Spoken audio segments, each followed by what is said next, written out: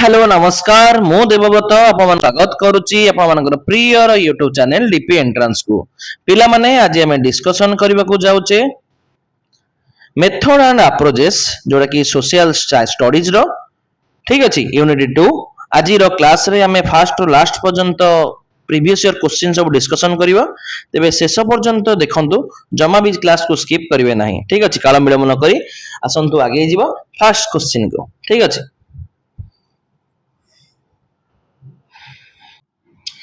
First question जीव देखिबा कोन दैछि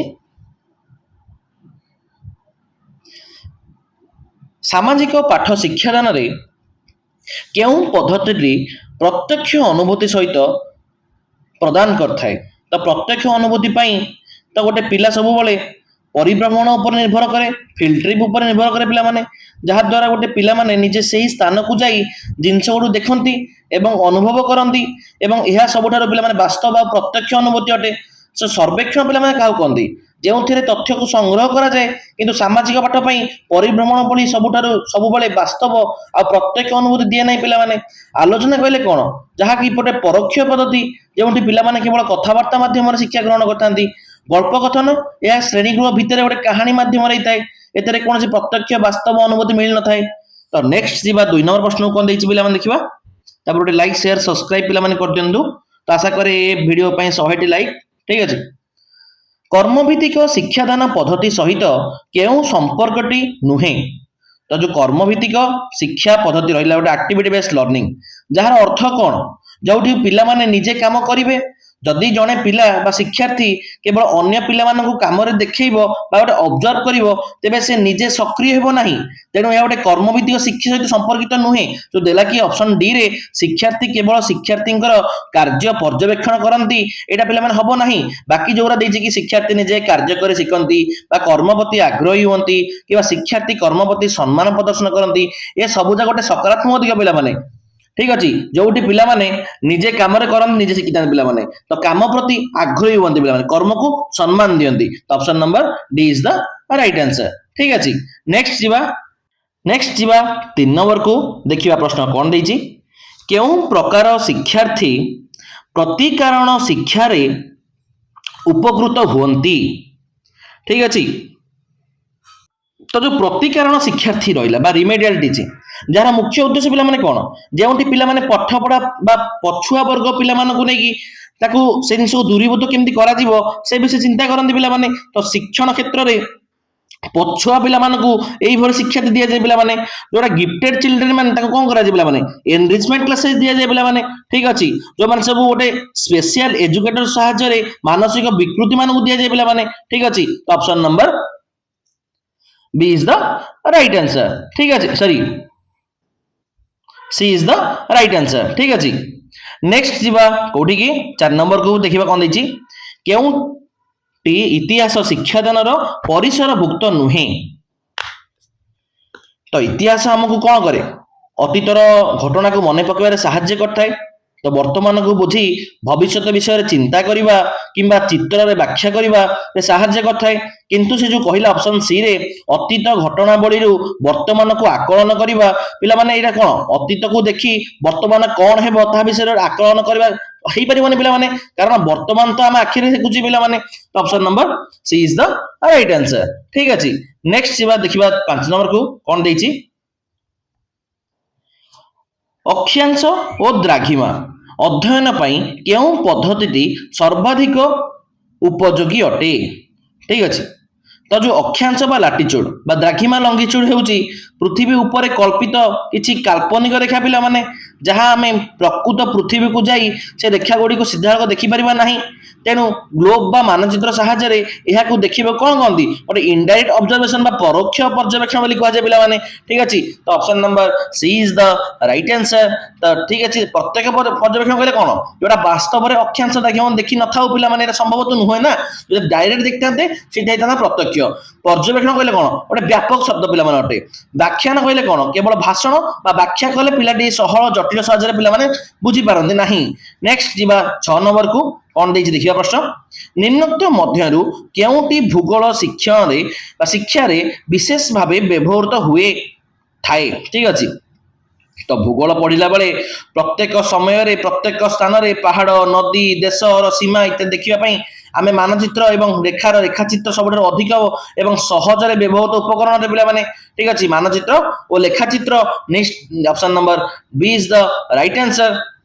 तो ग्लोबटा उपयोगी किंतु प्रतिदिन सब छोट छोट जगह देखापी ग्लोब अपेक्षा मानचित्र अधिक व्यवहार हुए पे शिक्षा पर्यटन हो कि शिक्षा परिभ्रमण हो एगुड़िक बहुत समय और बहुत टंका खर्च हो पे तेणु विशेष भाव या प्रत्येक दिन व्यवहार कर तेणु ऑप्शन नंबर बीटा ही परफेक्ट हो पे ठीक अच्छे। नेक्स्ट जी 7 नंबर को केउटी पृथ्वीर किंबा पृथ्वीर एक अंशर प्रतिकृति को प्रतिनिधित्व करे। तो एक समतल कागज उपरे निर्दिष्ट माप बा स्केल अनुजाई संपूर्ण पृथ्वी और तार गोटे अंश को जो चित्र में प्रस्तुत करा जाए ताकू मैप बा मानचित्र बोली कहा जाए पिला माने। तो पृथ्वी गोटे अंश को प्रतिनिधित्व सी करथाय। तो option number D is the right answer. पिला माने मान कौन मान होची केवल स्केल बा माप को बुझाए रेखचित्र गोटे साधारण गोटे हाथ टणा चित्र पिला माने ठीक अच्छी मानचित्र प्रक्षेपण से कौन पे जो यह मानचित्र तैयारी कर एक वैषयिक प्रक्रिया पे प्रोजेक्शन मेथड यहाँ। नेक्स्ट जी 8 को देखा कौन दी प्रश्न तापर गोटे लाइक शेयर सब्सक्राइब करी ऑल नोटिफिकेशन को ऑन कर दिंतु जेपरिक आप कौन वीडियो मिस न करती ठीक अच्छे। आम सब जगह प्रीवियस क्वेश्चन आलोचना कर टपिक केवल यही टपिक कौ मसीह कौ क्वेश्चन पड़ता आम डिस्कसन करवा शेष पर्यटन देखो ठीक अच्छे। आंचलिक भूगोल शिक्षार केउंटी एक मुख्य सहायक सामग्री भाव व्यवहृत होता है। तो आंचलिक भूगोल ठीक अच्छे पढ़ेबा समय अलग अलग अंचल बा देशर विभिन्न प्रकार मानचित्र आवश्यकता पड़ी थाए तेणु सब बेस्ट किए आटलास आटलास होची मानचित्र गोटे बही पिला माने जो सबू अंचल मानचित्र को एकाठी कर देखा पिला माने ठीक अच्छे। Option number B is the right answer ठीक अच्छे। ग्लोब कौन यह समग्र पृथ्वीर आकृति बुझे भल पे किंतु निर्दिष्ट अंचल बरणी स्पष्ट देखा जाए ना कलापट्टा कि चार्ट एगुड़िक साधारण उपकरण पे जहाँकि केवल आंचलिक भूगोल विशेष सामग्री नुहति पे ठीक अच्छे। 9 नंबर देखिए कौन देखिए भूगोल शिक्षादान पद्धति दृष्टि केउटी अन्य 3टी ठारू भिन्न अटे। तो कौटा अलग जो शिक्षा पर्यटन कहला क्षेत्र परिभ्रमण एवं परिभ्रमण ए 3टा जाक श्रेणी बाहर को जाए पे बाह्य परिवेश शिक्षा पद्धति किंतु जो कहला कि श्रेणी प्रदर्शन गोटे क्लास डेमोन्स्ट्रेशन जोटा कि श्रेणी गृह भितर ही करा जाय थाए तेणु यहाँ पे अलग ठीक अच्छे। Option number B is the right answer. Next जी पे 10 को कौन देछि देखिबा निम्नोक्त केउटी भूगोल शिक्षादान पई मानचित्र ग्लोब ठारू अधिक उपयोगी अटे। तो ग्लोब ग्लोब गोटे गोलाकार होइथिबारु एथिरे कोनोसी अंचलर गोटे भूदृश्यावली जोटा कि लैंडफॉर्म्स बोली कहते हैं जेपरिक नदी हो पहाड़ हो समतल भूमि हो सविशेष बरणी सहजरे देखा हुए ना पे मानचित्र को कांथेर टांगी बड़ आकार भूदृश्यावली स्पष्ट बुझे होता है पे तेणु गोटे भूदृश्यावली ही उपयोगी पे हम ठीक अच्छे। Option number C is the right answer ठीक अच्छे। पृथ्वीर आकृति हो कि अक्षांश हो कि द्राघिमा हो एगुड़िक ग्लोब अधिक उपयोगी पे मानचित्र तो नुहे ना दिग गुड़िक बुझाई ग्लोब और मानचित्र उभय सामान भाव कम करते ठीक अच्छे। नेक्स्ट जी 11 को कौन देखिए देखा भूगोल शिक्षादान केउं पद्धति मुख्यतः शिक्षार्थी केन्द्रिक अटे। कौटा अटे वर्णना कि व्याख्यान संपूर्ण पे टीचर सेंटर गोटे शिक्षक केन्द्र पद्धति जो शिक्षक ही अधिक कथा कहती आलोचना तो यह उभय भागीदार थाए पे किंतु संपूर्ण रूपे शिक्षार्थी निजस्व कार्य पर आधारित नुहे यहाँ तेणु प्रोजेक्ट मेथडटा ही हम पे कारण जो प्रकल्प पद्धति अच्छी तो यहाँ पिला निजे योजना करी दलगत भाव निजे कम कर ज्ञान को आहरण करती ए शिक्षार्थी मुख्य भूमिका ग्रहण करता है तेणु यहाँ गोटे स्टूडेंट सेंटर करिकुलम अटे पे। Option number B is the right answer. Next जी 12 को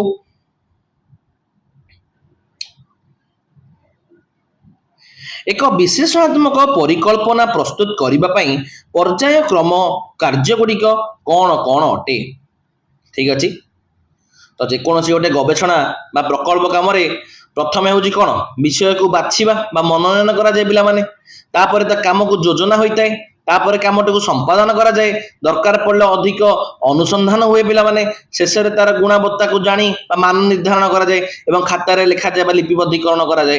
तो ऑप्शन नंबर सी ही राइट आंसर हम मनोनयन योजना योजना संपादन अधिक अनुसंधान मान निर्धारण आउ लिपिबद्धीकरण option number C is the right answer. ठीक अच्छे बुझी पार्ल तो लाइक कर दिए से खुशी रे जो माने गत कालीर क्लास जो न देखिछ देखि दियो होला जम्मा भी स्किप करो नहीं जम्मा भी सेरा मिस करो नहीं। प्राथमिक शिक्षार्थी मानकर शिक्षणगत दुर्बलता दूर करिबा पई शिक्षक केउ गोटी उपरे गुरुत्व देबे। ठीक अछि तो प्राथमिक स्तर रे छोट छोट पिला माने जेमति कि खेलकूद करिवे कि विभिन्न गोटे क्रियाकलाप करिवे ता माध्यम रे सबुठारु सहज रे शिखंदी सेमानक दुर्बलता दूर करिया पई गोटे क्रियाकलाप पद्धति ही शिक्षार गोटे सर्वोत्तम पद्धति पिला माने। तो option number A is the right answer. मुखस्थ करिबा पिला माने हबनी कारण मुखस्थ करिबा द्वारा प्रकृति दुर्बल होई जाते पिला माने। ठीक अछि तो आलोचना और वर्णना हेले छोट छोट पिला माने केवल लंबा लंबा भाषण बा वर्णना सुनले विरक्त हो जिवे आलोचना ता संग करिवो पाठ्य पुस्तक केवल बही पढ़िबा द्वारा दुर्बल पिला सहज बुझ परिबन ना तो एटा हबार चांस ही नहीं।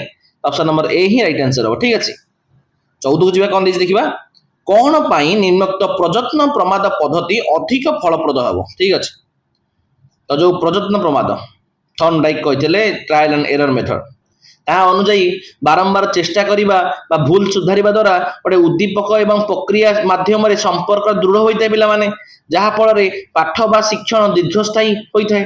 ठीक अछि कौशल हासिल पई मध्य यह व्यवहार होय पिला माने।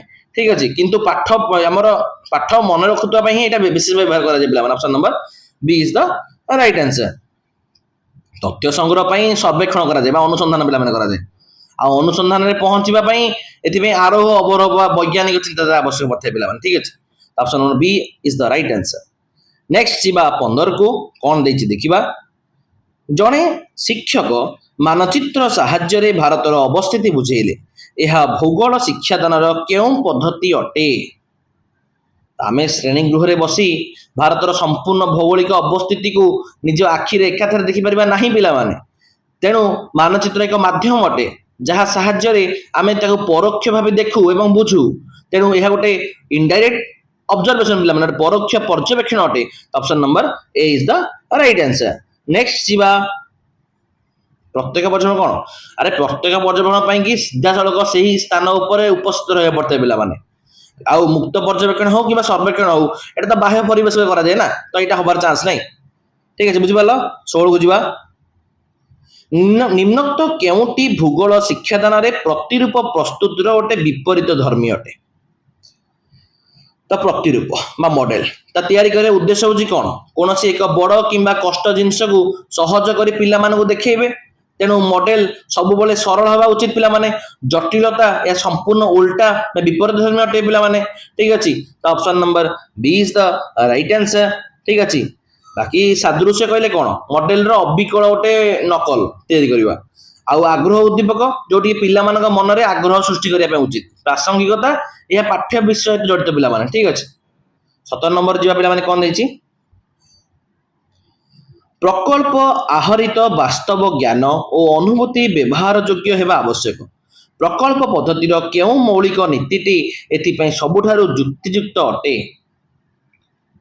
तो सबुठारु अभिज्ञता कहले कोन यह गोटे शिखिबार प्रक्रिया को बुझाए वास्तवता यह गोटे प्रकल्पटी सत्य घटना पर आधारित होगा बुझाए पिला माने आ उद्देश्य होछि तो कामर लक्ष्य को बुझाए पिला माने किंतु उपादेयता पिला माने कोन यूटिलिटी जहाँ नीति कहे जे पिला माने प्रकल्प माध्यम रे जे ज्ञान को हासिल करिवे ताहा सेमानकर वास्तव जीवन रे काम रे आसीबो पिला माने व्यवहार योग्य होबा दरकार पिला माने। ऑप्शन नंबर डी ही सेति में राइट आंसर हो। ठीक अछि नेक्स्ट जीवा 18 को मानचित्र अध्ययन माध्यम रे केउटी अंतर्भुक्त नुहे एला नुहे देइछे एला तो मानचित्र अनुसरण हो मानचित्र संकेत हो किंबा मानचित्र पठन हो ए सब मानचित्र को देखी विषय वस्तु बुझे से जड़ित पिला माने गोटे मानसिक प्रक्रिया अटे एटा किंतु मानचित्र जो संरक्षण कहला तो एटा कौन से आवश्यकता नहीं था। ତ ମାନଚିତ୍ରର ସଂରକ୍ଷଣ ବା ଅଧ୍ୟୟନର ଅର୍ଥ ହେଉଛି କ'ଣ?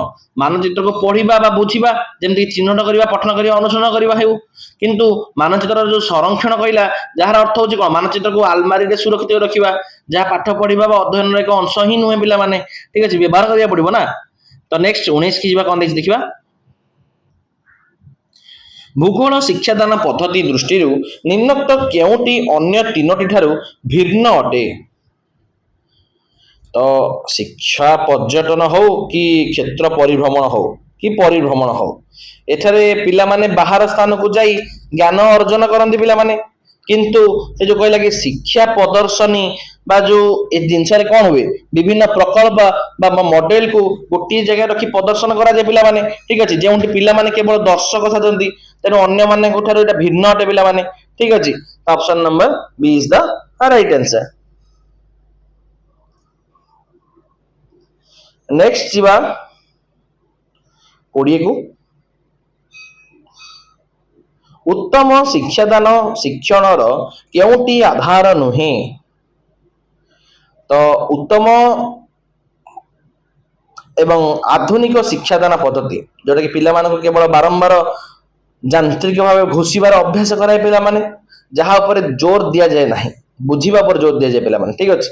ତ ଅଭ୍ୟାସୀକରଣ ଉପରେ ଗୁରୁତ୍ୱ ଦିଆଯାଏ। Option number C is the right answer, ଠିକ ଅଛି। ଆନନ୍ଦଦାୟୀ ତ ହବା ଜରୁରୀ ପିଲାମାନେ, ଶିକ୍ଷା ଗୋଟେ ଆନନ୍ଦଦାୟୀ ହବା ଦରକାର, ଉଦ୍ଦେଶ୍ୟ ଭିତ୍ତିକ ହବା ଦରକାର, ଯୋଉଟା କି ନିର୍ଦ୍ଦିଷ୍ଟ ଲକ୍ଷ୍ୟ ରହିବା ଉଚିତ। ସ୍ୱତଃପୂର୍ତ୍ତି ଅଂଶଗ୍ରହଣ ପିଲାମାନେ ହବା ଦରକାର, କାରଣ ପିଲାମାନେ ନିଜ ଆଡୁ ଭାଗ ନେବା ଉଚ୍ଚମ ଶିକ୍ଷାର ଲକ୍ଷଣ ଅଟେ ପିଲାମାନେ। Option number C is the right answer. Next 21 କି ଯିବା, ଦେଖିବା କ'ଣ ଦେଇଛି। କେଉଁ ପ୍ରକାର ସମୟ ରେଖା ଦ୍ୱାରା ସମୟ, ଘଟଣା ଓ ବ୍ୟକ୍ତିତ୍ୱ ଉପସ୍ଥାପନା କରାଯାଇଥାଏ? ତ ସମୟ ଏବଂ ଘଟଣା ସହିତ ସେଇ ସମୟର ମହାପୁରୁଷ ବା ବ୍ୟକ୍ତିତ୍ୱର ଚିତ୍ର ମଧ୍ୟ ଦିଆଯାଇଥାଏ। କୋଉଥିରେ? ଚିତ୍ରିତ ସମୟ ରେଖାରେ ପିଲାମାନେ, ଯାହା ଦ୍ୱାରା ପିଲାମାନେ ସହଜରେ ତାକୁ ଚିହ୍ନି ପାରିବେ, ଠିକ ଅଛି। ତ option number B is the right answer, ଠିକ ଅଛି। ତୁଳନାତ୍ମକ କହିଲେ ପିଲାମାନେ କ'ଣ? ଯୋଉଠି ଦୁଇଟି ଦେଶ ବା ସାମ୍ରାଜ୍ୟର ଘଟଣାକୁ ତୁଳନା କରିବା ପାଇଁ ବ୍ୟବହାର କରାଯାଏ। କ୍ରମବର୍ଦ୍ଧିଷ୍ଣୁ ହଉ କିମ୍ବା ପଶ୍ଚାତ ଭିତ୍ତିମୁଖୀ ହଉ, ଏଗୁଡ଼ା କ'ଣ କେବଳ ସମୟ ଆଗ ପଛ କ୍ରମକୁ ଦର୍ଶାନ୍ତି ପିଲାମାନେ। ଏଥିରେ ବିଶେଷ କରି ଚିତ୍ର ବା ବ୍ୟକ୍ତିତ୍ୱ ଉପରେ କୌଣସି ଜୋର ହିଁ ଦିଆଯାଇନଥାଏ। ତ ନେକ୍ସଟ ଯିବା 22 ନମ୍ବରକୁ, ଦେଖିବା କ'ଣ ଦେଇଛି। ତାପରେ ଗୋଟେ ଲାଇକ୍, ସେୟାର, ସବସ୍କ୍ରାଇବ ପିଲାମାନେ କରିଦିଅନ୍ତୁ। 100ଟି ଟାର୍ଗେଟ ଫିଲ୍ଅପ୍ କରିଦିଅନ୍ତୁ ଏଇଭଳି ୟୁନିଟ ୱାଇଜ କ୍ଲାସ ଦେଖିବା ପାଇଁ ହେଲେ। यार ऑफिशियल पीडीएफ हम टेलीग्राम चैनल में मिल जाव, जहाँ डिस्क्रिप्शन में लिंक अच्छी, आप व्हाट्सएप चैनल में जॉइन कर पारंते, ठीक है। भूगोल शिक्षादान निमंते निम्नोक्त पाठ्य उपकरण गुड़िक मध्यरु केउंटी उभय प्रतिरूप एवं मानचित्रर समाहार अटे? तो कोटा भूचित्रावली हो कि चित्ररेखा हो, एटा केवल गोटे 2D डायग्राम पिला माने, जोटे कागज चित्र, एटा मॉडल रो गुण न थाए पिला माने, चार्टटा केवल पोस्टर बा चित्र पिला माने अटे। किंतु जो ग्लोब कहिला बा भूगोलक कहिला, जोटा पृथ्वीर गोटे 3D डायग्राम पिला माने, ଏହା ଉପରେ ପୃଥିବୀର ସମସ୍ତ ମହାଦେଶ ଏବଂ ମହାସାଗରର ଚିତ୍ର ମଧ୍ୟ ଅଙ୍କା ଯାଇଥାଏ। ତେଣୁ ଏହା ଗୋଟେ ଉଭୟ ମଡେଲ ଆଉ ଗୋଟେ ମ୍ୟାପର ସମାହାର ପିଲାମାନେ, ଠିକ ଅଛି। Option number C is the right answer. Next ଯିବା 23 की, देखिबा कोन देछि। वृत्तीय चित्र रेखा चित्र, वृत्तीय रेखा चित्र द्वारा निम्नत केउं तथ्य गुड़िक ठीक भावे दर्शा जाई परिबो नाही? तो वृत्तीय बा वृत्ताकार गोटे रेखा चित्र रे गोटे निर्दिष्ट समय रे विभिन्न उपादानर शतकड़ा बा आनुपातिक भाग देखेबा पई व्यवहार होइते पिला माने।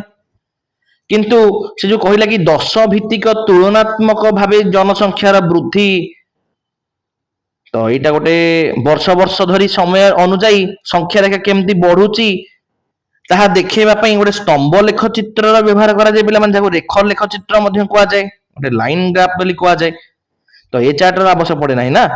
बाकी जो कहला कि भू व्यवहार भाग हो कि श्रमिक श्रेणी विभागकरण हो कि वायुर गैस परिमाण हो, ये सब जाक अंश बा अनुपात होइथिबारु यही चार्ट पे उपयुक्त पिला माने, किंतु ऑप्शन बी टा तो नुह ना। नेक्स्ट देखिबा 24 नंबर। निम्नोक्त केउं कार्यटी दैनिक पाठ योजना रे शिक्षादान शिक्षण पाई प्रस्तुत एक कार्यावली माध्यम रे अंतर्भुक्त नुहे? तो नुहे देछि।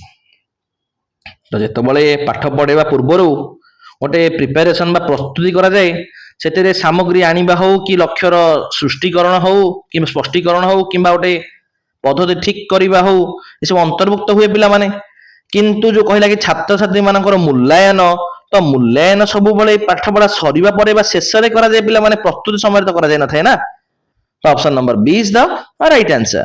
ନେକ୍ସଟ ଯିବା 25 କି ସ୍ୱଶିକ୍ଷଣ ନିମନ୍ତେ କେଉଁଟି ଶିକ୍ଷାର୍ଥୀ ମାନଙ୍କ ପାଇଁ ବିଶେଷ ଆନନ୍ଦଦାୟକ ହୋଇନଥାଏ? ତ ଯୋଉ ସେଲ୍ଫ ଲର୍ଣ୍ଣିଂ ରହିଲା, ସ୍ୱଶିକ୍ଷଣ ରହିଲା, ଯାହାର ଅର୍ଥ ହଉଛି ପିଲାମାନେ ନିଜେ ସକ୍ରିୟ ହୋଇ ଶିଖିବେ, ଯୋଉଟା କି କ୍ଷେତ୍ର ପରିମଳ ହଉ କି ପରିଭ୍ରମଣ ହଉ କିମ୍ବା ଚଳଚ୍ଚିତ୍ର ହଉ, ଏଠାରେ ପିଲାମାନେ ବାସ୍ତବ ଜଗତ ସହିତ ନିଜେ ଜଡିତ ହୁଅନ୍ତି।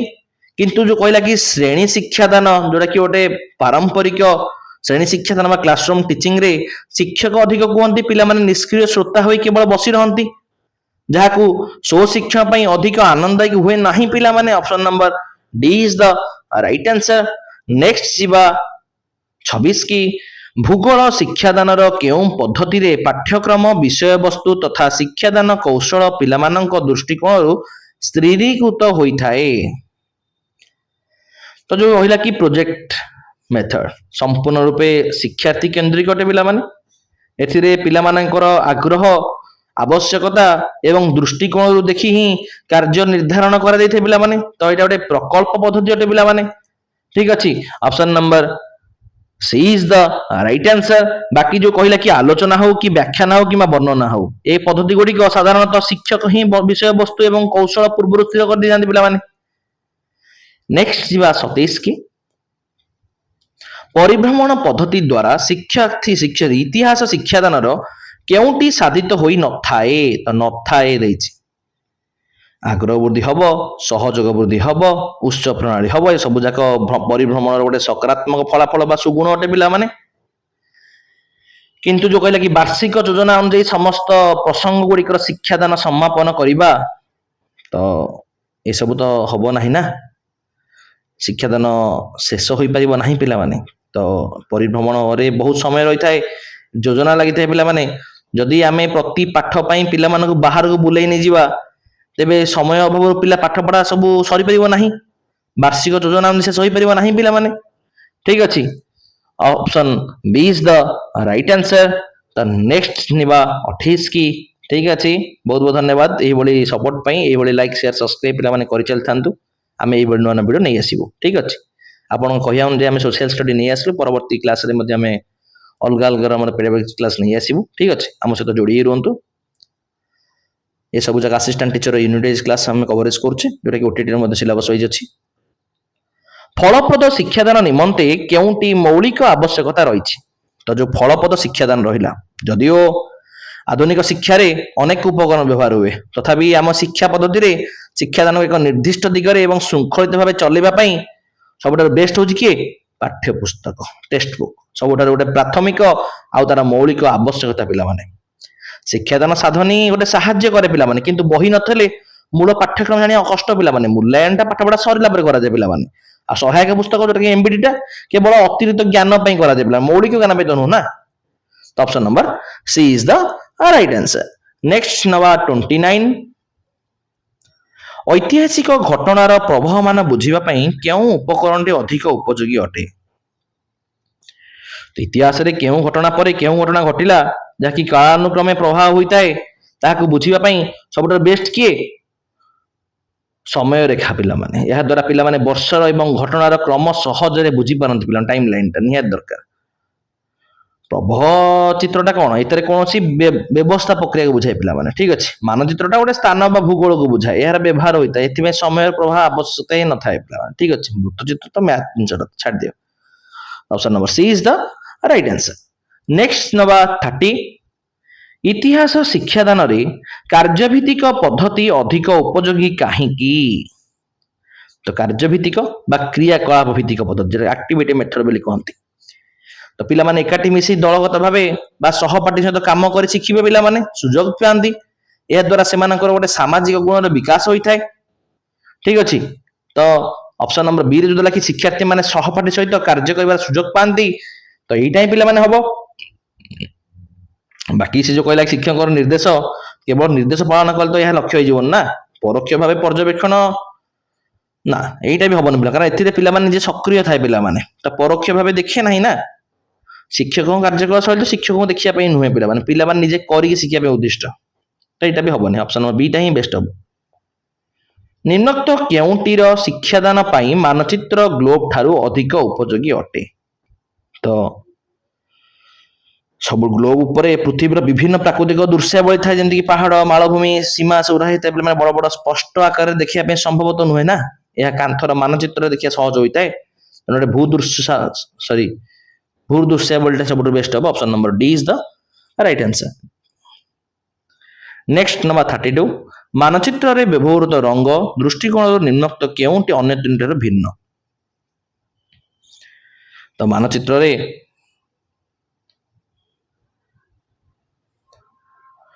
ତୃଣଭୂମି ହଉ କି ସମତଳ ଭୂମି ହଉ କି ଜଙ୍ଗଲ ହଉ, ଏସବୁ ଯାକ ସ୍ଥଳ ଭାଗ କିମ୍ବା ଉଦ୍ଭିଦ କିମ୍ବା ସମତଳ ଅଞ୍ଚଳକୁ ବୁଝାଉଥିବାରୁ ସବୁଜ ରଙ୍ଗ ଗ୍ରୁପରେ ଆସନ୍ତି ପିଲାମାନେ।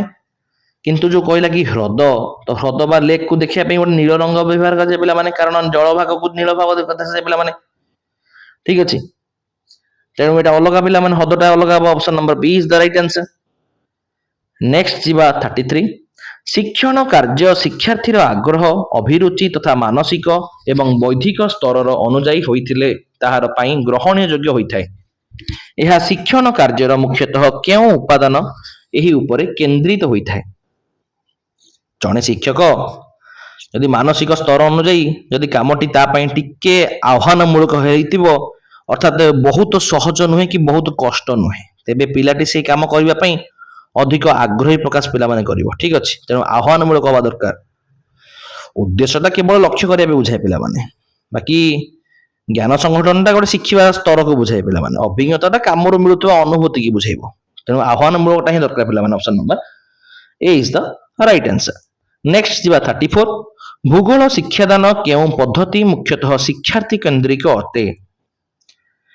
ତ ସବୁଠୁ ବେଷ୍ଟ କୋଉଟା? ଆଉ ଗୋଟେ ବୁଝଉଥିଲି ତମକୁ, ପ୍ରକଳ୍ପ ପଦ୍ଧତି। ପ୍ରକଳ୍ପ ପଦ୍ଧତିରେ ଗୋଟେ ଶିକ୍ଷାର୍ଥୀ ସବୁଠାରୁ ଅଧିକ ସକ୍ରିୟ ରହି ନିଜେ ସବୁ କାମକୁ କରିଥାଏ ପିଲାମାନେ, ତେଣୁ ଏହା ଗୋଟେ ଶିକ୍ଷାର୍ଥୀ କେନ୍ଦ୍ରିକ ପଦ୍ଧତି ଅଟେ। Option number A is the right answer. Next ଯିବା 35 କି ଦେଖିବା କଣ ଦେଇଛି। ପ୍ରକଳ୍ପ ପଦ୍ଧତି କେଉଁ ଶିକ୍ଷାର୍ଥୀ ମାନଙ୍କର ପ୍ରଗତିବାଦୀ ଚିନ୍ତାଧାରା ଉପରେ ପର୍ଯ୍ୟବେସିତ ଅଟେ? ତ ଆମେରିକାର ପ୍ରସିଦ୍ଧ ଶିକ୍ଷାବିତ ଜନ୍ ଡୁଏ, ଯିଏକି ପ୍ରଗତିବାଦୀ ଚିନ୍ତାଧାରା ବା ଯୋଉ କର୍ମବାଦ ବା ଲର୍ଣ୍ଣିଂ ବାଇ ଡୁଇଂ ଉପରେ ପ୍ରକଳ୍ପ ପଦ୍ଧତି ଆଧାରିତ କରିଥିଲେ ପିଲାମାନେ, ତାଙ୍କ ଶିଷ୍ୟ କିଲ୍ ପ୍ୟାଟ୍ରିକ୍ ଏହାକୁ ବିକଶିତ କରିଥିଲେ ପିଲାମାନେ। ଠିକ ଅଛି, ଜନ୍ ଡୁଏ କିନ୍ତୁ ତାକୁ ପର୍ଯ୍ୟବେସିତ କରିଥିଲେ। Option number B is the right answer. ଠିକ ଅଛି, ଜନ୍ ଆଡାମ୍ସ କଣ କହିଥିଲେ ପିଲାମାନେ? ଏହା ଶିକ୍ଷାକୁ ଗୋଟେ ଦ୍ୱିମୁଖ ପ୍ରକ୍ରିୟା ବୋଲି କହିଥିଲେ। ପ୍ଲାଟୋ ହଉ କି ରୁଷୋ ହଉ, ଏ ଦିଟା ତ ପିଲାମାନେ ପ୍ରକୃତିବାଦୀ ଥିଲେ, ପ୍ରଗତିବାଦୀ ନଥିଲେ। ଛାଡି ଦିଅ। ନେକ୍ସଟ 36 କି ଯିବା, କଣ ଦେଇଛି ଦେଖିବା। କେଉଁ ଚିନ୍ତା ଓ ପ୍ରତ୍ୟାଶା ମୂଳକ ପ୍ରଶ୍ନ ଅଟେ? ତ କୋଉଠି ପିଲାମାନେ ଗୋଟେ ଚିନ୍ତା ଏବଂ ପ୍ରତ୍ୟାଶା ମୂଳକ ପ୍ରଶ୍ନ, ଯୋଉ କହିଲା କି ଅଶୋକ କେବେ ସିଂହାସନ ଆହରଣ କରିଥିଲେ, ଗୋଟେ ଫ୍ୟାକ୍ଟ ବେସ୍ଡ ପିଲାମାନେ, ତଥ୍ୟମୂଳକ ପ୍ରଶ୍ନ ଅଟେ। କେବଳ ବର୍ଷ ପାଇଁ ମନେ ରଖିଥିଲେ ପିଲାମାନେ କହିଦବ। କଳିଙ୍ଗ ଯୁଦ୍ଧ କେବେ ହେଇଥିଲା, ଏଇଟା ବି ସେଇଭଳିଆ ପ୍ରଶ୍ନ। ବୌଦ୍ଧ ଧର୍ମର ପ୍ରସାର ପାଇଁ ଅଶୋକ କଣ କରିଥିଲେ, ଏଇଟା ତ ଡାଇରେକ୍ଟ ମାନେ ସ୍ମରଣ ଶକ୍ତି ମାନେ ଘୋଷିକି କହିବେ, ମେମୋରି ବେସ୍ଡ। କିନ୍ତୁ ଯୋଉ କହିଲା କି କଳିଙ୍ଗ ଯୁଦ୍ଧର ବିଭୀଷିକା ଅଶୋକଙ୍କ ମନରେ କି ପ୍ରଭାବ ପକେଇଥିଲା, ଏଇ ଜିନିଷଟା ପିଲାମାନେ ପ୍ରଶ୍ନର ଉତ୍ତର ଦେବା ପାଇଁ ପିଲାମାନେ ନିଜ ମନରୁ ଗଭୀର ଚିନ୍ତା କରିବାକୁ ପଡିବ। ଅଶୋକଙ୍କ ମନରେ ଯୋଉ ତାର ସ୍ଥିତି ଅଛି, ତା ମାନସିକ ଅନୁଭୂତି ଅଛି, ତାକୁ ପ୍ରତ୍ୟାଶା କରିବାକୁ ପଡିବ। ଏହା ଗୋଟେ ମୁକ୍ତ ଉତ୍ତରମୂଳକ ବା ଓପନ ଏଣ୍ଡେଡ ବା ଉଚ୍ଚ ଚିନ୍ତନ ମୂଳକ ପ୍ରଶ୍ନ ଅଟେ ପିଲାମାନେ। ଠିକ ଅଛି, ତେଣୁ ଏଇଟା ଅଲଗା। ଅପସନ ନମ୍ବର ବି। ନେକ୍ସଟ ଯିବା 37। ଆପଣମାନଙ୍କ ପାଇଁ ଆମେ ବହୁତ ସାରା କଷ୍ଟ କରୁଛୁ ପିଲାମାନେ, ଗୋଟେ ଲାଇକ୍ କରିଦେଲେ ଆପଣଙ୍କୁ କିଛି ଅସୁବିଧା ହେଇଯିବନି। ଠିକ ଅଛି, ଉପକଥା କେଉଁ ଦିଗ ଉପରେ ଗୁରୁତ୍ୱ ଆରୋପ କରିଥାଏ? ତ ଉପକଥା ପିଲାମାନେ ଯୋଉଗୁଡିକ ସାଧାରଣତଃ ସମ୍ପୂର୍ଣ୍ଣ ସତ୍ୟ ବା ଇତିହାସ ନୁହେଁ ପିଲାମାନେ, ଏହା ପଛରେ ଏକ କାଳ୍ପନିକ ରୂପ ବା ଗଳ୍ପ ଥାଏ, ଏହା ମାଧ୍ୟମରେ ପିଲାମାନେ କୌଣସି ନୀତି ଶିକ୍ଷା ଦିଆଯାଇଥାଏ। ଠିକ ଅଛି, ବାକି ଯୋଉ ଐତିହାସିକ ତଥ୍ୟ ହଉ କି ବାସ୍ତବ ରୂପ ହଉ, ଏଗୁଡିକ ପ୍ରକୃତ ଇତିହାସର ଲକ୍ଷଣ ଅଟେ ପିଲାମାନେ, ଉପକଥା ତ ନୁହେଁ ନା। ତ ଗୋଟେ କାଳ୍ପନିକ ରୂପ ପିଲାମାନେ ହବ। Option number C is the right answer. Next जीवा 38 की देखिबा कोन देछि हबो तो ठीक अछि केउंटी विषय भित्तिक ज्ञान को वर्धित करिबार दिगरे व्यवहार करा जाय थाए तो कौन सी गोटे विषय सठिक ज्ञान डाटा को आहुरी बढ़ेवा पई हमको कौन दे तथ्य पुस्तक दिया जाए पिला माने जहार व्यवहार करा जाए गोटे गभीर तथ्य दिया जाय थाए ठीक अछि option number C is the right answer ठीक अछि लाइक लाइक कर दिया पिला माने ठीक अछि पाठ्य पुस्तक गोटे कौन गोटे सीमित पिला माने हे जो अभ्यास पुस्तक केवल प्रश्न उत्तर अभ्यास में व्यवहार करा जाए तो एटा हबार चांस नहीं तो नेक्स्ट जीवा कोठी की 39 केउंटी क्षेत्र परिभ्रमण वैशिष्ट्य नुहे ठीक अछि तो जो फील्ड ट्रिप रहिला सब बळे बाहर को मुक्त एवं वास्तव परिवेश रे होइते पिला माने तो श्रेणी गृह परी एहार कोनोसी नियंत्रित परिवेश न थाए तेणु यह गोटे क्षेत्र परिभ्रमण विशिष्ट नुहे पिला माने तो नियंत्रित परिवेश रु अनुभूति हासिल तो एगुरा ही पिला माने हबो कारण बाकी जो कहला स्वाधीनता हो कि प्राथमिक ज्ञान हो कि स्व शिक्षण हो ये सब जगह गोटे क्षेत्र परिभ्रमण गोटे मुख्य वैशिष्ट्य अटे पिला माने तो नुहे पचाछि ना नेगेटिव पचाछि कोटा नुहे option number C is the right answer next 40 की जीवा शिक्षक ओडिशार जनसंख्या संबंध रे पढ़ेबा पई शिक्षक एक मानचित्र व्यवहार कले एही मानचित्रटी केउ प्रकार अटे तो जो मानचित्र रे कोनोसी एक निर्दिष्ट विषय तथा तथ्य जेमति कि जनसंख्या हो वर्षा हो मूर्तिका हो रेलपथ हो दर्शाई थाए कौन कौन तथ्य भित्तिक बा विषय भित्तिक मानचित्र कुआजे तो जनसंख्या एक गोटे निर्दिष्ट तथ्य भित्तिक अटे पिला माने तो option number B is the right answer बाकी प्राकृतिक मानचित्र का कहते जोटा कि पहाड़ नदी थाए देखाई पिला माने प्रशासनिक कहले कौन माने देश बा जिल्लार राजनीतिक सीमा को बुझाए पिला माने भूस्वास्थ्य कहले कौन हम माटी फाटी को बुझाए पिला माने नेक्स्ट जीवा 41 प्रकल्प पद्धति प्रवर्तक किए थे जॉन डुए प्रकल्प पद्धति मूल दर्शन जॉन डुए एक्चुअली देते किंतु जदि पिला माने एठी किल पैट्रिक थांदा तेबे से प्रकृत प्रवर्तक होइतांते पिला माने जेतो एटा नाही जॉन डुएटा सठिक हेबो ठीक अछि option number D is the right answer next जीवा कोन वाटसन विभिन्न दिन थे व्यवहारवादी थे मॉन्टेसरी छोट छोट पिला जो मॉन्टेसरी पद्धति प्रवर्तन करते पिला छोट छोट पिला मिला ठीक अच्छे 42 किए शिक्षादान शिक्षण प्रक्रियार केन्द्र बिंदु अटंती किए शिक्षार्थी गोटे आधुनिक शिक्षा व्यवस्था होउची गोटे शिशु केन्द्रिक अटे एतर सब किछि पिला माने ही पिला माने केन्द्र करंती तार विकास पई करा जाउची तो तेणु शिक्षार्थी ही शिक्षण प्रक्रियार प्रकृत केन्द्र बिंदु अटंती तो शिक्षक केतबळे सेतबळे थले पिला माने पूर्व काल शिक्षक ही केन्द्र बिंदु थले टीचर सेंटर करिकुलम रे थले एबे वर्तमान से गोटे फैसिलिटेटर काम करते गोटे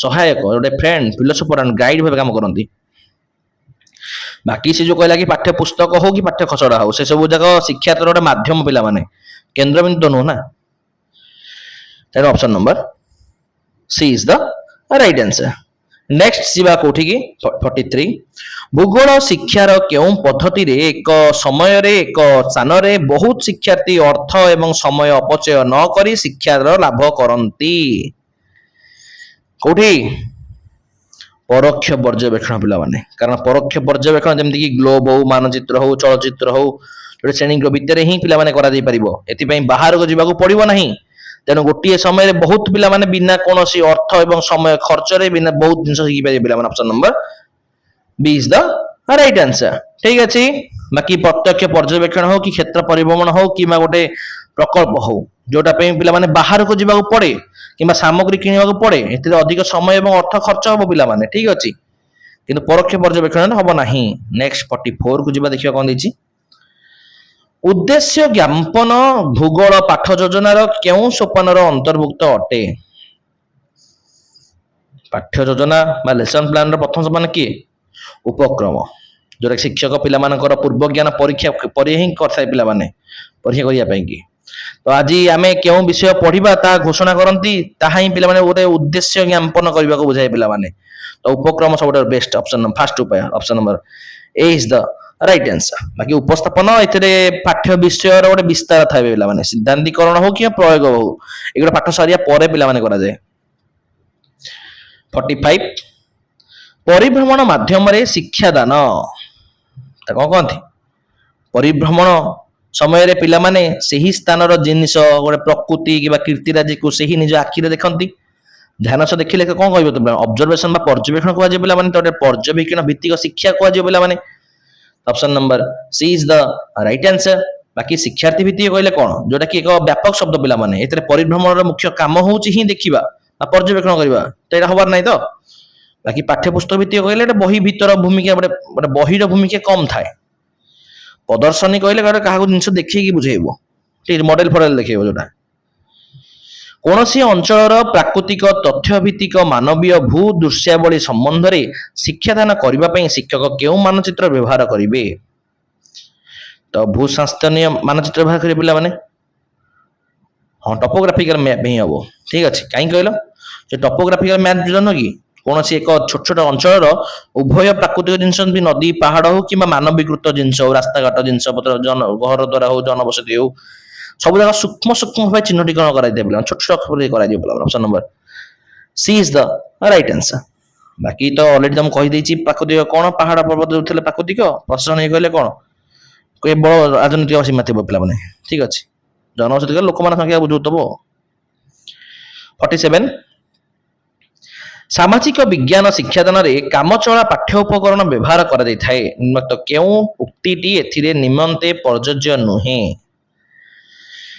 କୋଉଟା ନୁହେଁ?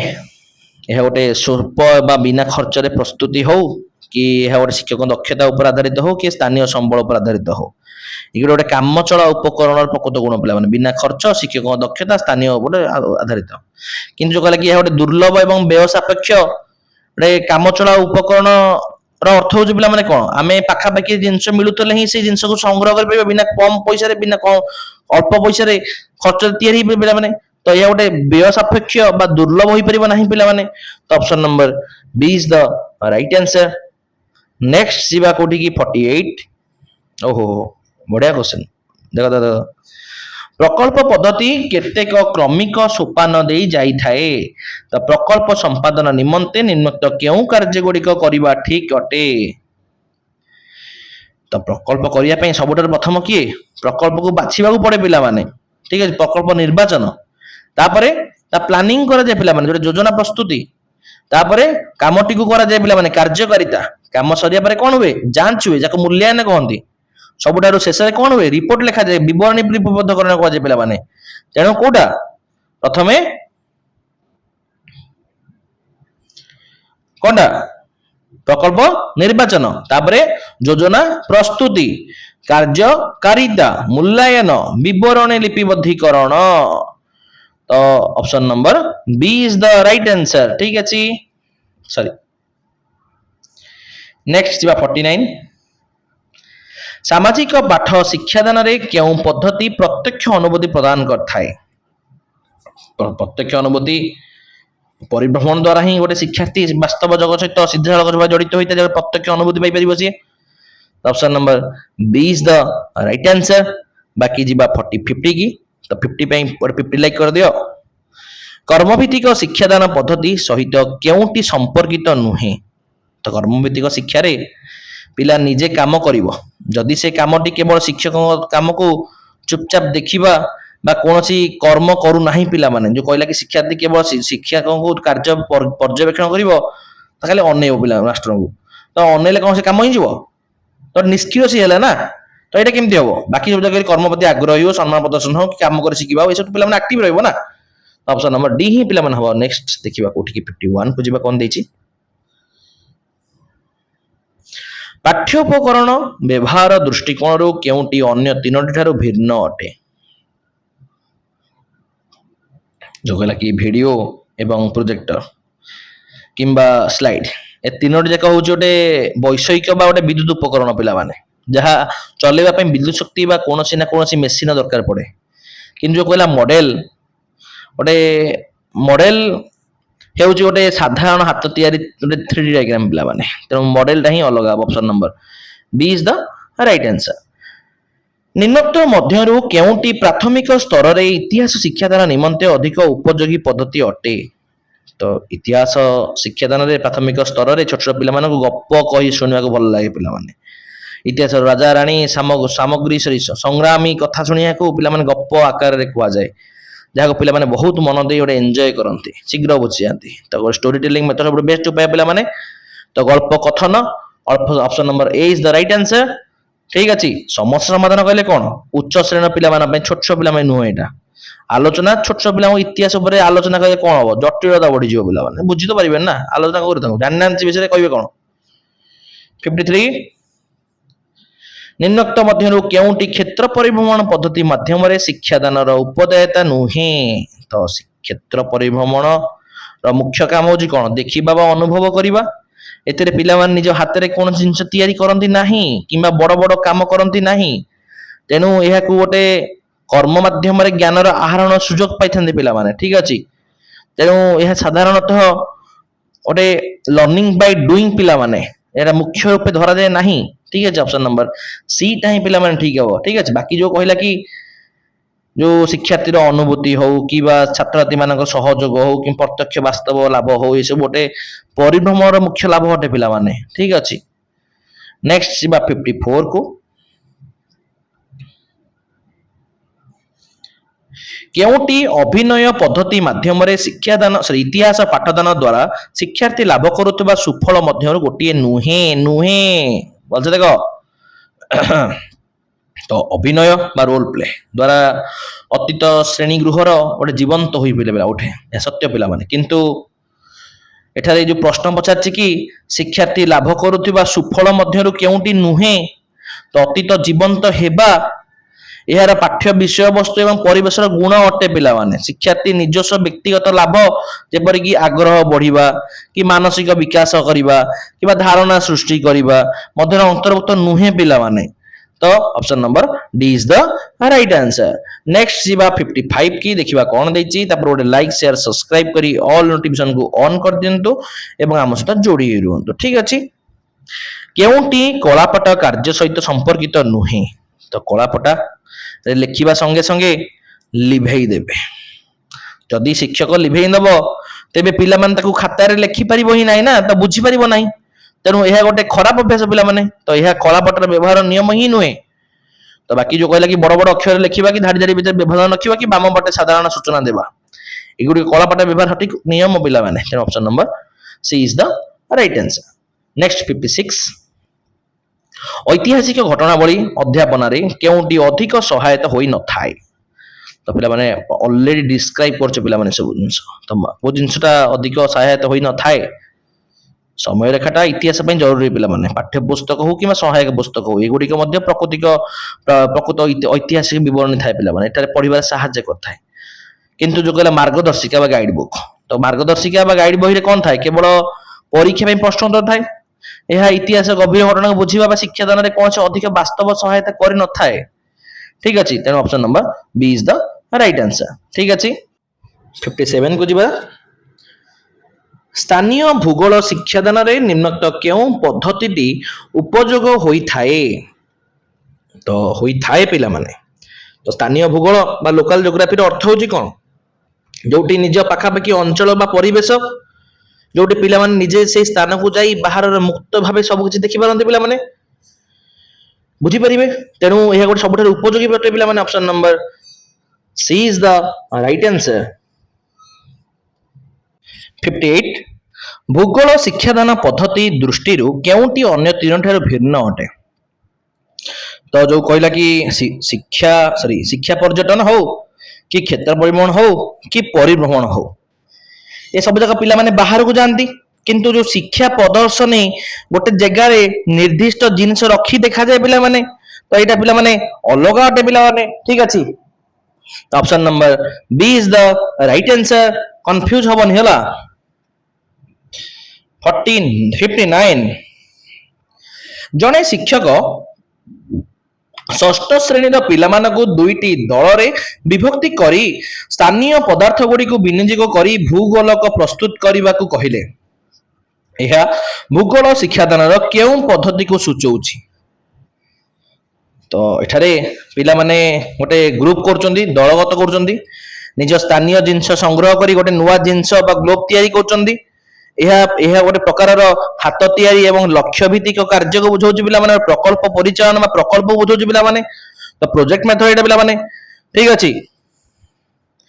ବାକି ଯୋଉ କହିଲା କି ସ୍ଥାନୀୟ ପର୍ଯ୍ୟଟନ ବା ସ୍ଥାନୀୟ ପରିଭ୍ରମଣ, ଏଗୁଡିକ ବୁଲା ପദ്ധତି ପିଲାମାନେ। ଏଠାରେ କିଛି ତିଆରି କରୁନାହାନ୍ତି, ନମୁନା ସଂଗ୍ରହ କେବଳ ଜିନିଷ ଗୁଡିକୁ ଆଣି ରଖୁଛନ୍ତି ପିଲାମାନେ। ତ ଏଇଟା ବି ହବାର ନାହିଁ। Option number D is the right answer. 60 last same ପିଲାମାନେ ଦେଖିଥିବାରୁ ବହୁତ ଧନ୍ୟବାଦ। ଭୂଗୋଳ ଶିକ୍ଷାରେ କେଉଁଟି ପ୍ରତ୍ୟେକ ପର୍ଯ୍ୟବେକ୍ଷଣ ଶିକ୍ଷାଦାନ ପଦ୍ଧତିରେ ହୋଇପାରିବାର ସମ୍ଭାବନା ଅଧିକ? ତ ଭୂଗୋଳ ଶିକ୍ଷାରେ କୌଣସି ଏକ ମାଲେସିଆର ରବର ଚାଷ ହଉ କି ସାମୁଦ୍ରିକ ସ୍ରୋତ ହଉ କି ଏସ୍କିମିନୋ ମାନଙ୍କର ଜୀବନ ଯାତ୍ରା ହଉ, ଏଗୁଡ଼ିକ ବହୁତ ଦୂରରେ ଥିବାରୁ ପିଲାମାନେ କିମ୍ବା ସମୁଦ୍ର ଭିତରେ ଥିବାରୁ ପିଲାମାନେ ସେଟାକୁ ଯାଇକି ସିଧାସଳଖ ଦେଖିପାରିବା ସମ୍ଭବ ନୁହଁ। କିନ୍ତୁ ଓଡ଼ିଶାର ଏକ ଜଳ ଯୋଜନା, ଯୋଉଟା କି ଓଡ଼ିଶାର ଭାରତରେ ରହୁଥିବା ପିଲାମାନେ ପାଇଁ ଗୋଟେ କୌଣସି ନା କୌଣସି ଜାଗାକୁ ଯାଇ ଜଳ ଯୋଜନାକୁ ଦେଖିବା ବା ଡ୍ୟାମକୁ ଦେଖିବା, ନିଜେ ସେ ସ୍ଥାନକୁ ଯାଇ ଆଖିରେ ସିଧାସଳଖ ଦେଖିବାରେ ପ୍ରତ୍ୟକ୍ଷ ପର୍ଯ୍ୟବେକ୍ଷଣ କରିପାରିବେ ପିଲାମାନେ। ତ ସମ୍ଭବ ଜିନିଷ ଏଇଟା। Then option number B is the right answer। ଠିକ ଅଛି, ଭଲ ଲାଗୁଛି, ଠିକ ଅଛି। ହଉ, ଆଲୋଚନା ପଦ୍ଧତିରେ ଶିକ୍ଷଣର ଅସୁବିଧାଟି କଣ ଅଟେ? ତ ଯୋଉ ଆଲୋଚନା ପଦ୍ଧତି ବା ଡିସ୍କସନ ମେଥଡ, ଏହାକୁ ସଠିକ ଭାବେ ଚଲେଇବା ପାଇଁ ଶିକ୍ଷକ ଜଣକ ବହୁତ ଦକ୍ଷତା ହେବା ଦରକାର ପିଲାମାନେ। ଯେପରି ପିଲାମାନଙ୍କ ଠାରୁ ପାଠରୁ ଦୂରେଇ ଯିବା ନାହିଁ। ଆମେ ଶିକ୍ଷା ବ୍ୟବସ୍ଥାରେ ଏଭଳି ଦକ୍ଷ ଶିକ୍ଷକ ମାନଙ୍କ ଅଭାବ ଦେଖାଯାଏ ପିଲାମାନେ, ଠିକ ଅଛି, ଯାହା ଏହି ପଦ୍ଧତିର ଏକ ବଡ ଅସୁବିଧା ଆଉ ସୀମାବଦ୍ଧୀକରଣ ପିଲାମାନେ, ଠିକ ଅଛି। ବାକି ଯୋଉ କହିଲା କି ଏହା ଗୋଟେ ସ୍ୱମୂଲ୍ୟାୟନ ସୁଯୋଗ କି ଗଣତାନ୍ତ୍ରିକ ପଦ୍ଧତି କିମ୍ବା ଆତ୍ମବିଶ୍ୱାସ ଜାଗ୍ରତ କରନ୍ତି, ଏସବୁ ଯାକ ଗୋଟେ ଆଲୋଚନା ପଦ୍ଧତିର ସୁଗୁଣ ପିଲାମାନେ ଅଟନ୍ତି, ଅସୁବିଧା ତ ନାହିଁ କୌଣସି। Option number A is the right answer। Next ଯିବା 62।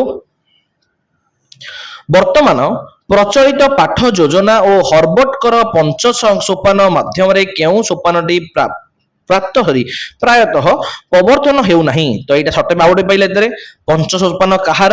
ହର୍ବର୍ଟଙ୍କର, ଠିକ ଅଛି। ତ କୋଉଟା ପିଲାମାନେ ପାଉନି?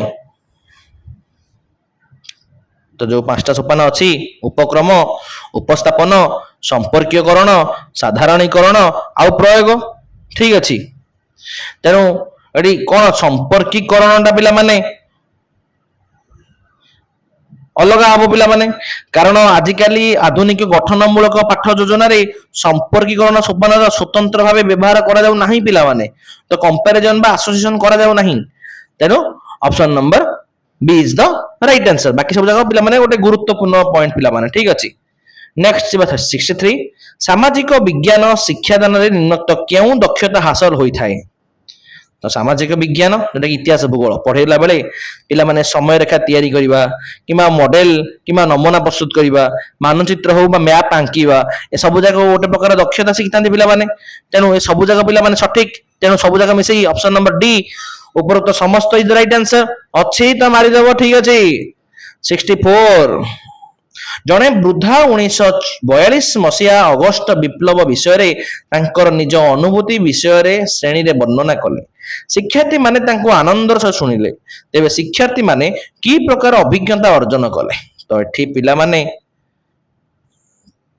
ସାଧାରଣ ଅର୍ଥରେ ଅନ୍ୟଠାରୁ ଶୁଣିବା, ଗୋଟେ ପରୋକ୍ଷ କଥା ହବା, କିନ୍ତୁ ଆକ୍ଚୁଆଲି ଯୋଉ କହିଲା କି ଏଟା ସିଧାସଳଖ ଗୋଟେ ପିଲା ଗୋଟେ ଶିକ୍ଷାଗତ କାରଣ ହଉଛି ପିଲାମାନେ ହଉଛି ଇତିହାସର ପ୍ରାଥମିକ ଉତ୍ସ, ପ୍ରାଇମେରୀ ସୋର୍ସ, ଯେ ନିଜେ ହିଁ ସେଠାରେ ଉପସ୍ଥିତ ଥିଲେ, ତାଙ୍କଠୁ ସିଧାସଳଖ କଥାବାର୍ତ୍ତା କରି ଅନୁଭୂତ ପାଇଲେ।